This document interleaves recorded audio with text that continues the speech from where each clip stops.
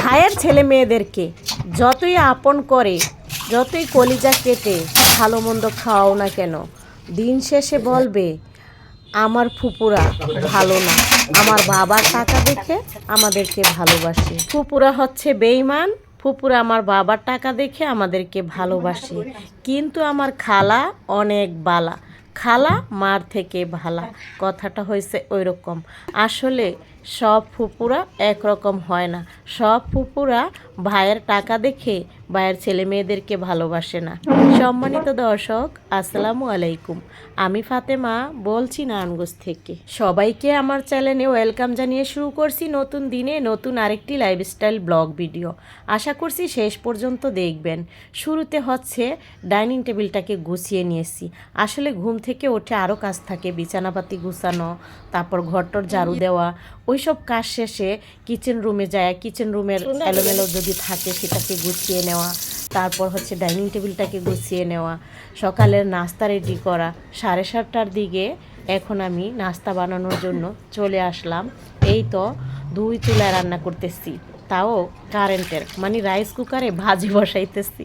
দেখছেন অবস্থা, লাইনের গ্যাস থাকেই না, সেটা সবাই জানি, এত অবস্থা খারাপ। আর যেটা হয়েছে ইলেকট্রিক যে চুলাটা, সেটাতে আমি হচ্ছে রুটি বাছতেছি। রুটি খোলা দিয়ে আবার এইখানে আসি, রুটি যে উল্টাই আবার এইখানে আসি, এরকম করে।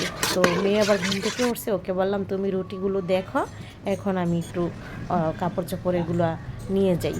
তো যাই হোক, এভাবে করে সকালের নাস্তা রেডি করতেছি।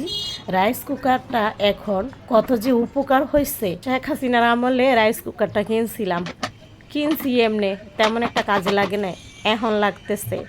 আগে শুধু 2টা বান্টো আছে, মানে এনার্জি হান্ডি 2টা, আর একটা হয়েছে ওই যে সিদ্ধ করার জন্য, মোট 3টা আর কি। তো তেমন একটা ব্যবহার করা হয় না। আর যদিও মাঝে মাঝে রান্না করতাম, তাহলে শুধু রাইস রান্না করতাম, তরকারি চুলাতেই রান্না করতাম, ওরকম পরে রান্না করার মতো আগুন থাকতো। আর এখন এমন অবস্থা হয়েছে, ইলেকট্রিক চুলা একটা দিয়ে কিভাবে রান্না করব, লেট হয়ে যায়, যার কারণে এই 2টা ব্যবহার করতে হয়। তো আমি রাইস হচ্ছে একটা ডিশে রান্না করি, আরেকটা ডিশে হচ্ছে তরকারি, ডাল, টক যা বলেন সব রান্না করা যায়, কোনো সমস্যা হয় না। এতটা কাজে আসছে আর কি।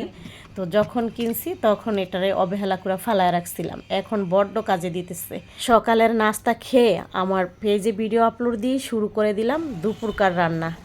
তো দুপুরকার রান্নার জন্য এই যে চালতা, চিংড়ি মাছ, এরপর তেজপাতা, লবণ, পেঁয়াজ, কাঁচামরিচ এইসব একসাথে দিয়ে এখন আমি ভাতটা নামিয়ে নিলাম। রাইস কুকারে রাইসটা যে বসাইছিলাম সেটা নামিয়ে এখন হচ্ছে আমি আরেকটা পাতিল বসিয়ে দিলাম, মানে ডিশ বসিয়ে দিলাম হচ্ছে টক রান্না করার জন্য। চালতার টক রান্না করব, রেখে আসলাম। এখন একটু কষিয়ে নিচ্ছি, চিংড়ি মাছটাকে একটু হালকা কষিয়ে নিলে ভালো হয়। এই পাশে আবার আসলাম, কচু দিয়ে কাতলা মাছ রান্না করতেছি। এটা হয়েছে ইলেকট্রিক চুলায়, আর হয়েছে লাইনের গ্যাস ঘুমাইতেছে।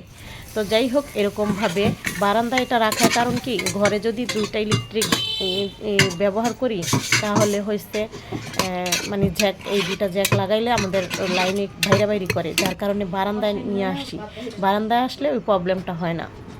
ফ্রিজ ট্রিজ চলে তো, ফ্যান ট্যান ছাড়া পড়ে, যার কারণে হয়তো বা লোড কুলাইতে পারে না, এরকমও হইতে পারে, জানি না কেন জানি বাইরে বাড়ি করে কারেন্টে। এই জন্য আমি হচ্ছে এটা বারান্দাতে নিয়ে আসলে এই প্রবলেমটা হয় না, এই জন্য বারান্দায় রান্না করি। তাছাড়া গাছপালার সাথে ভালোই লাগে।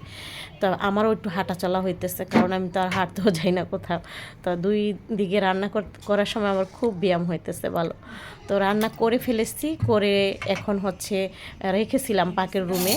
তো এখন এক এক করে সব নিয়ে আসছি। এটা হয়েছে কিচেন রুমে আইনা আর কি বাগারটা দিয়েছি, ওইখানে বাগারটা দিইনি। দুপুরে খাওয়া দাওয়া শেয়ার করিনি। এটা হচ্ছে মুড়ি মাখা বিকেলের দিকে, সেটা দেখালাম আপনাদের।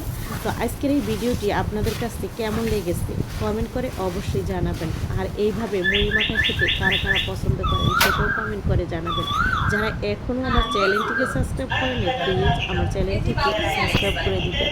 আর যারা অলরেডি করে দিয়েছেন তাদেরকে অসংখ্য ধন্যবাদ। যারা ভিডিওটা দেখতেছেন আপনাদের বলছি যে আপনারা ফুল ভিডিওটা দেখবেন, তারপর গঠনমূলক কমেন্ট করবেন। ইদানিং আমার ভিউ কমে গেছে, রিচ কমে গেছে, চ্যানেলের 12টা বেজে গেছে, জানি জানি না কেন। তো এক মোবাইল থেকে আরেক মোবাইলে চ্যানেলটা আনছি, এরপর থেকে আমার চ্যানেলের ভিউ রিচ কমে গেছে। যাই হোক, কি আর করার আছে। এইখানে হচ্ছে শসা দেওয়া হলো। শসা ছাড়া আমার মেয়ের আবার ভালো লাগে না। আপনাদের ভাই আবার শসা দিলে খেতে তেমন একটা পছন্দ করে না, মানে শসাটা সে মুড়ির সাথে খেতে চায় না। তো যাই হোক, তারপর খেয়ে নেয়, অসুবিধা হয় না, ওরকম খায় আর কি। তো আমরা মুড়ি মাখা সবাই মিলে মজা করে খেয়েছিলাম। আজকের ভিডিওটি আপনাদের কাছে কেমন লেগেছে কমেন্ট করে অবশ্যই জানাবেন। সবাই ভালো থাকবেন, সুস্থ থাকবেন। আপনাদের সুস্থতা কামনা করে এখানেই বিদায় নিচ্ছি। আল্লাহ হাফেজ।